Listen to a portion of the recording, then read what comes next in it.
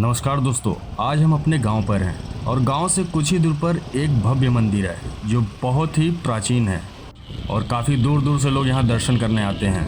तब हम लोगों ने प्लान किया कि आज हम भी दर्शन करने जाएंगे। फिर हम सभी मंदिर के दर्शन करने के लिए निकल गए। इस मंदिर का नाम है मवैया देवी। आज इनके प्राचीन रहस्य के बारे में बताऊंगा, आखिर क्यों लोग दूर दूर से यहाँ दर्शन करने आते हैं। तो दोस्तों, इस वीडियो में बने रहिएगा। आज हम एक ऐसे मंदिर के बारे में बात करेंगे जो बंगाली बाबा से जुड़ी है। सीखड़ के मवैया वाली माँ विंध्यवासिनी स्वरूपा वाली देवी माता की कहानी लगभग 500 वर्ष प्राचीन है। गांव ही नहीं, आसपास के लोगों के आस्था और विश्वास का केंद्र भी है। नवरात्र में देवी माता पूजन अर्चन अनवरत चलती रहती है। मवैया वाली माँ विंध्यवासिनी की कहानी उनके अनन्य भक्त बंगाली बाबा से जुड़ती है। बताते हैं कि लगभग 500 वर्ष पहले गांव स्थित मठ से बंगाली बाबा प्रतिदिन पैदल मां विंध्यवासिनी का दर्शन पूजन करने के लिए विंध्याचल जाते थे। बंगाली बाबा के बीमार पड़ने पर दर्शन करने के लिए विंध्याचल जाने में असमर्थ हो गए। तब उन्हें पश्चाताप होने लगा कि अब मां विंध्यवासिनी का दर्शन कर नहीं पाएंगे। लेकिन कहते हैं कि माँ तो माँ होती है। माँ अपने भक्त के नश्वर शरीर की विवशता और पश्चाताप को समझा। उसी रात माँ विंध्यवासिनी ने बाबा को स्वप्न में आदेश दी और कहा कि हम यही हंसा के वृक्ष के नीचे हैं, भूमि खोदकर मुझे बाहर निकालो। कहते हैं वृद्ध बंगाली बाबा ने स्वप्न को नजरअंदाज कर दिया। स्वस्थ होने के बाद पुनः मां विंध्यवासिनी का दर्शन करने के लिए जाने लगे। कुछ वर्ष बाद बंगाली बाबा पुनः बीमार पड़े। सोचने लगे कि अब माँ का दर्शन पूजन नहीं कर पाऊंगा। दिन रात यही सोच रहे थे कि एक दिन नवरात्रि में रात को पुनः मां विंध्यवासिनी ने बंगाली बाबा को स्वप्न दिया, क्यों परेशान हो रहे हो? अब तुम उतना दूर मेरे विंध्य धाम में नहीं पहुंच पाओगे। हम इसी हंसा के वृक्ष के नीचे हैं, हमें निकलवा कर मुझे यहीं पर स्थापित कर पूजा पाठ करो। हम तुम्हारे साथी हैं और तुम्हारे गांव का कल्याण भी करेंगे।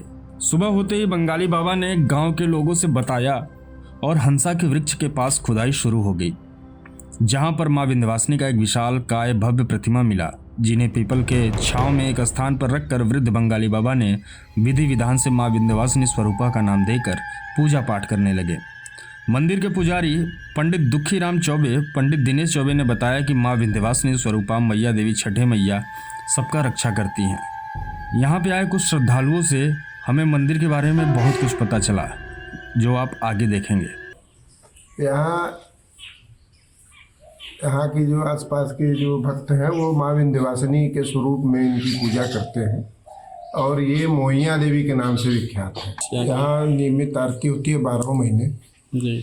और विधिवत आरती होती है। यहाँ जो भोलेनाथ की आरती होती है वो बहुत बड़ी ही दुर्लभ और बड़ी लंबी आरती है और उस आरती में जो है सैकड़ों भक्त सुबह शाम इकट्ठा होते हैं और आरती के दरमियान ऐसा लगता है कि साक्षात हम लोग कैलाश पर्वत पर भगवान की आराधना कर रहे हैं। इस तरीके का यहाँ वातावरण सृजित हो जाता है।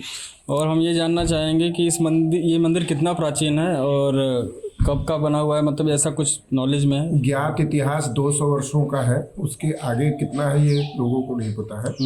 ज्ञात इतिहास ये है कि एक यहाँ बंगाली बाबा रहते थे जी। वो नित्य माँ विंध्यवासिनी का दर्शन करने जाते थे। माँ विंध्यवासिनी के वो भक्त थे। जब वो जाते रहे, इसके बाद जब शक्ति उनकी क्षीण हुई तो माँ से क्षमा प्रार्थना की कि माँ अब मैं नहीं आ सकता हूँ। तो माँ ने उन्हें स्वप्न में दर्शन दिया और निर्देश दिया कि एक किला है उसके जो है उसकी खुदाई करवाओ, वहाँ पर जो है मैं विराजमान हूँ। और वहाँ पर खुदाई जब ग्रामीणों के मदद से बंगाली बाबा करवाए तो ये माँ की दिव्य मूर्ति जो है प्राप्त हुई, जिसको जो है ग्रामीणों के सहयोग से यहाँ पर जो है स्थापित करके एक छोटा कमरा बना के रखा गया और वर्तमान में आप मंदिर का स्वरूप देख रहे हैं। और ये मंदिर के सामने बहुत बड़ा जगह है, पीपल का पेड़ है, तो यहाँ पे क्या कुछ मेला वगैरह कुछ लगता है क्या? यहाँ 12 महीने में दर्जनों आयोजन होते हैं। नवरात्र भर में 9 दिन माँ की विशेष आराधना होती है और इस मंदिर की मूर्ति की खासियत यह है कि 9 दिन में माँ के अलग अलग स्वरूपों का दर्शन होता है और दूर दूर से जो है गैर जिलों से भी भक्त यहाँ आते हैं। नवरात्र में यहाँ जागरण होता है। रामनवमी मातृनवमी का यहाँ बहुत बड़ा मेला लगता है और वर्ष में एक बार कन्याओं का विवाह यहाँ के ग्रामीणों की मदद से जो है कई जोड़ों का सार्वजनिक रूप से जो है विवाह कराया जाता है।